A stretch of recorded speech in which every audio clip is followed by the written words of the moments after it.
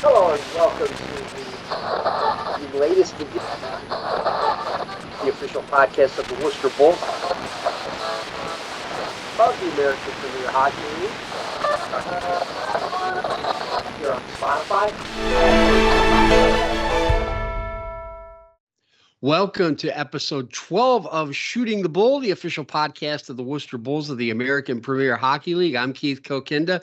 Thanks for joining us. What has been a crazy season, but certainly the 2026 portion has been seeing the team go from strength to strength in spite of some of the hazards that we've come up against this season. Ben Nickes is running all the technical aspects here tonight. Captain Will Holden and Remington Reynolds are joining us tonight. The regular season is done. You got a week off before the playoffs. I'll start with you, Will. You have to be looking forward to the playoffs, obviously, knowing that you qualify, but especially against a team like Buffalo you just played a couple of weeks ago and did get a win. You've had decent amount of success against the current Governor's Cup holders, and I got 3 points in overtime loss in Buffalo at the end of December and then the win a few weeks ago. How does the team feel going into this playoff series, knowing you've been competitive against the Tempest in all 4 games? I think we're pretty confident going in. On previous teams I've played for, maybe going into playoff situations, like if I look back on games that I hated to play in, it was always kind of when we were on the other end, like maybe in Buffalo's situation right now, where maybe we've won 3 out of 4, or that's what it is, right? We've technically dropped 3 out of the 4 games against Buffalo. Yeah. Right. Yeah. Or maybe 3 points, the 1 overtime loss, and then the 2 losses and the 1 win in regulation. Right. Or maybe we've just wins, losses doesn't look the best, but they've been really hard fought games. They really could have gone either way. Like those are just games that you hate to go into playoffs playing against a team that just kind of always seems to stay in it.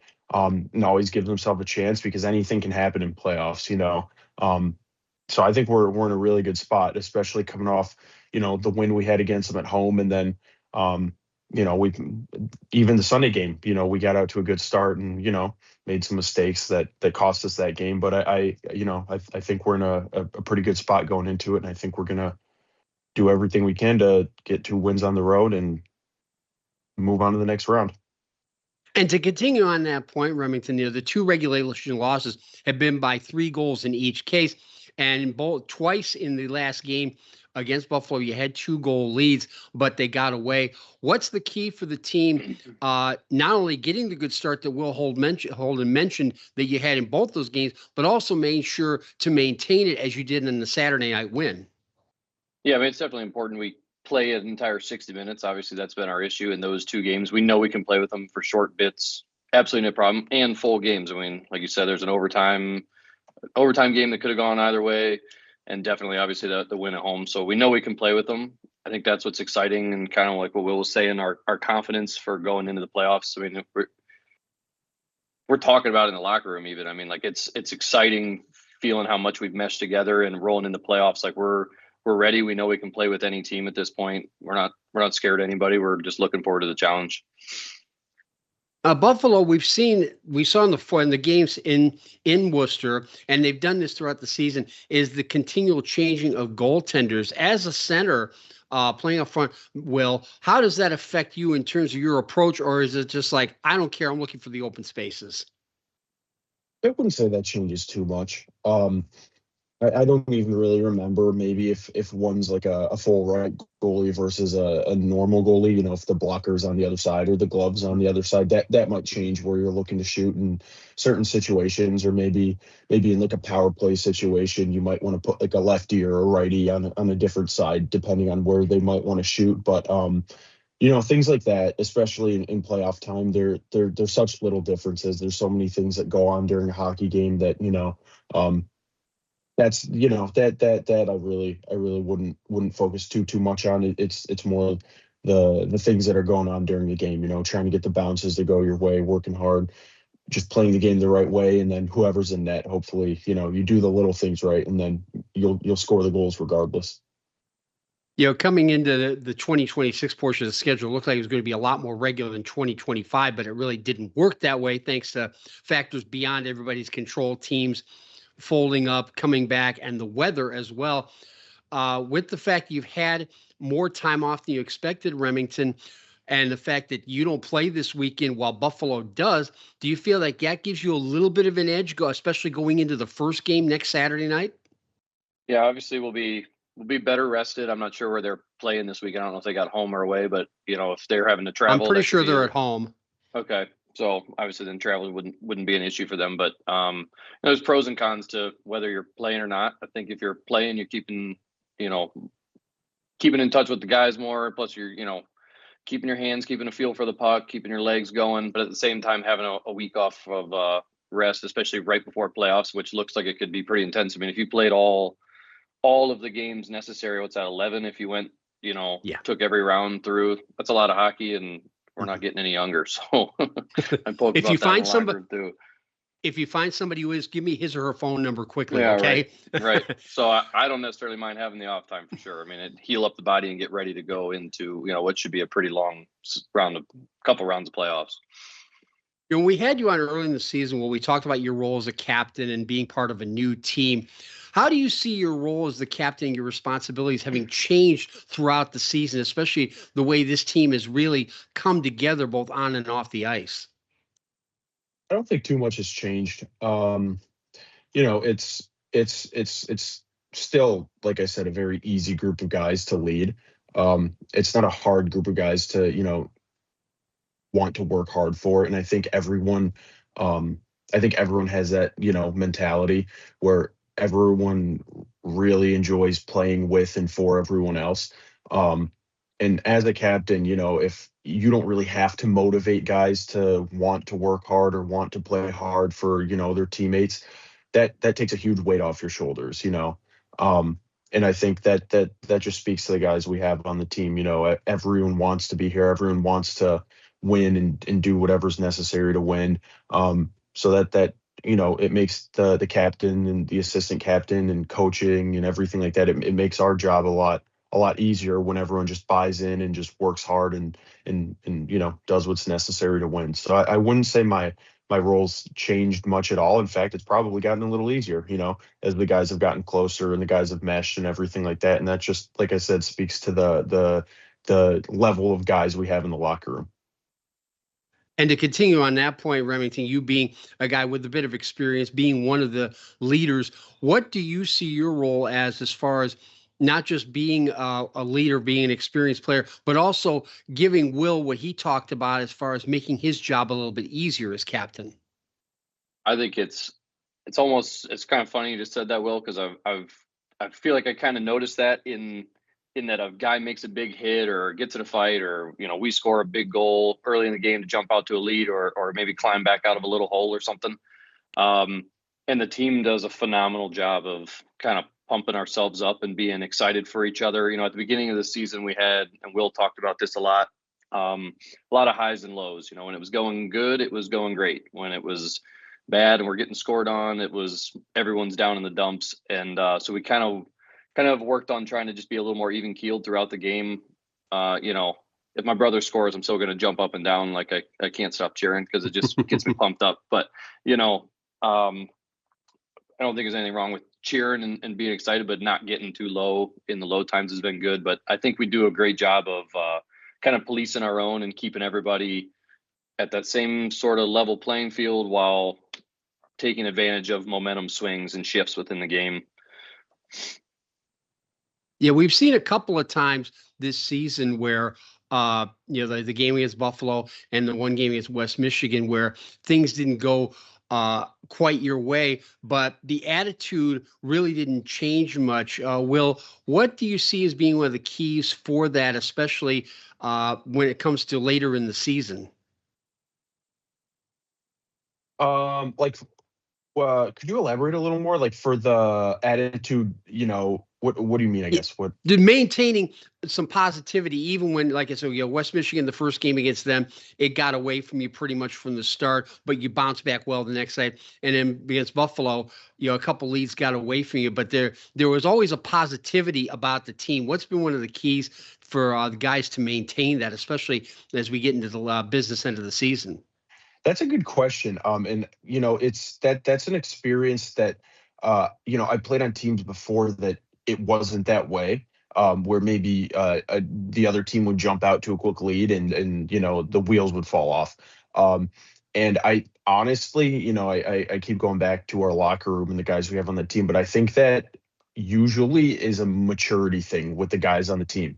And that's not even necessarily a hockey thing. That's just, a human being thing. It's just, something goes wrong and how do you react to it? Well, you can freak out and you can, get all upset about it and just give up, or, you can right the ship and say, well, what are we going to do now? And it's kind of a mindset that our team just has. Some group of guys have it and some group of guys don't have it. And fortunately enough, this group of guys 100% has it, because like you said, throughout the season, we get down in a game or we lose a game and then we come out the next day and we win. We win pretty handily. And we get down in a period or we're down a few goals and then all of a sudden it's a tie game or all of a sudden we're winning. So this team just, we don't give up. We got a group of guys that just really does not quit. And I think, like I said, I think it just depends, who you have in the locker room, what the mindset is.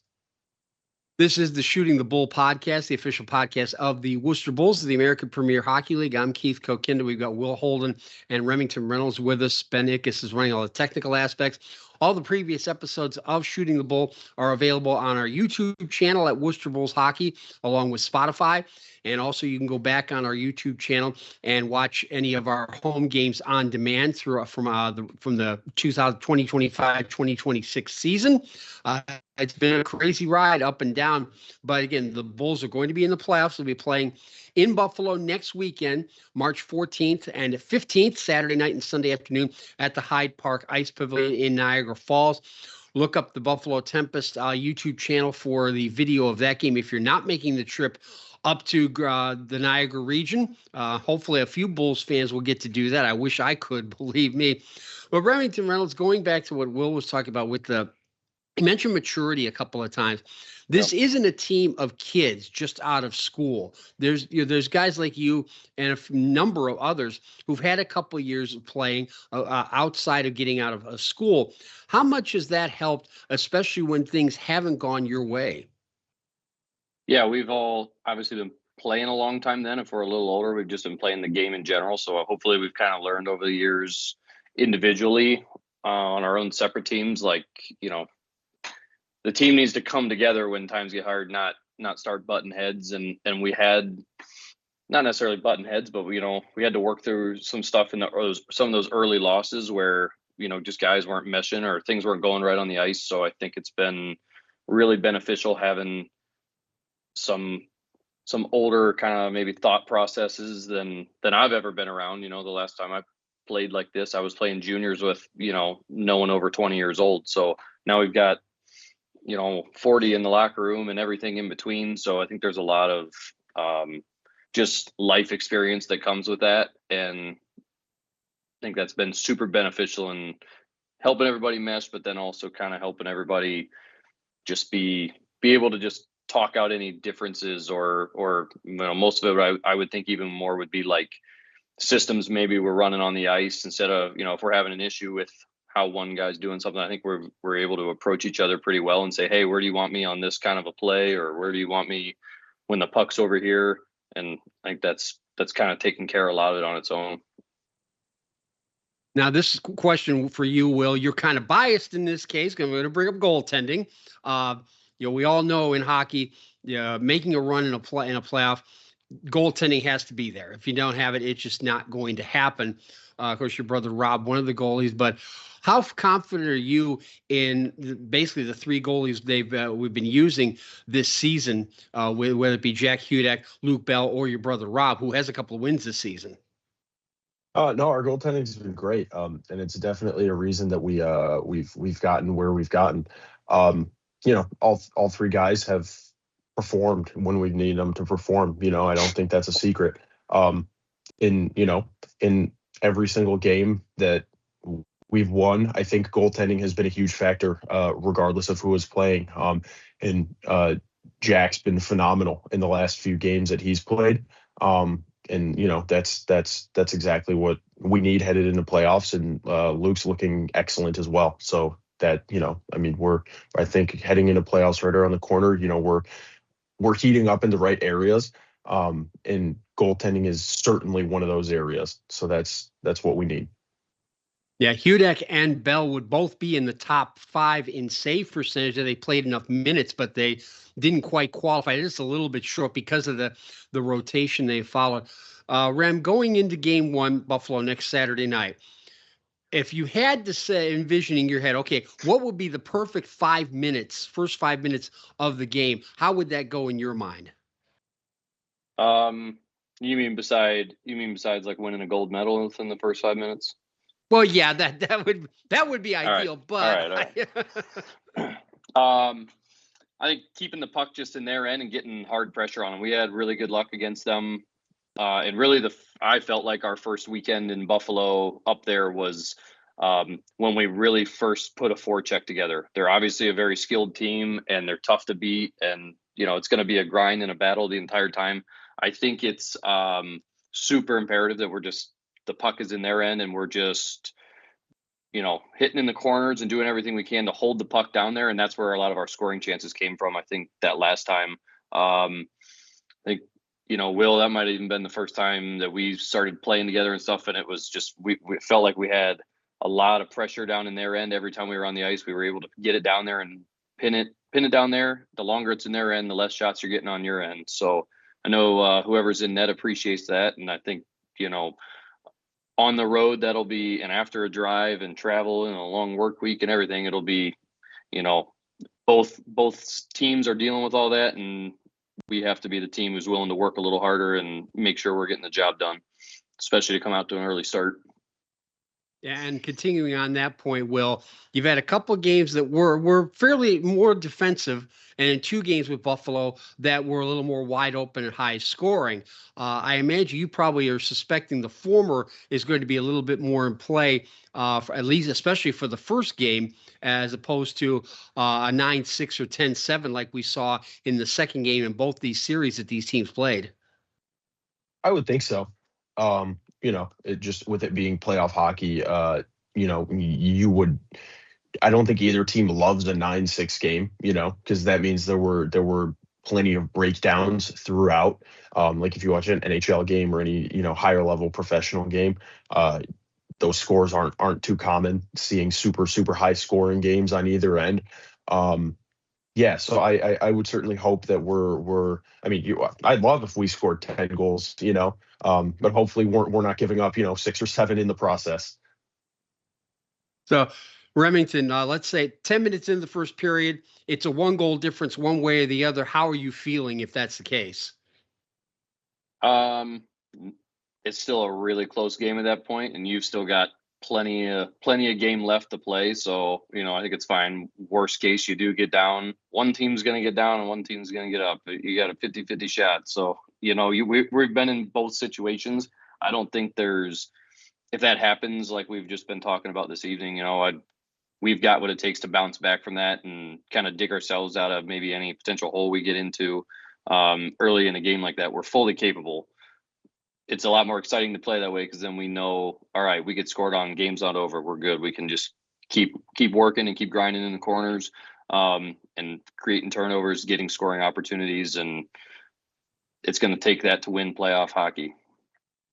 Yeah, in addition to our YouTube channel here or Spotify, if you're listening there, Worcester Bulls are also on Instagram at Worcester Bulls Hockey. You can follow all of us here on that Bennick is Bearded Ben Media, I believe, is your handle. I'm there at Keith Kokinda. Will, what is your? I know you're on Instagram. I just can't remember what your handle is off the top of my head. W.Holden.6. So Got W dot my last name HOLDEN dot the number 6. And Rem, what about you? Reynolds _28. Keep it simple. Yeah, match your jersey number there.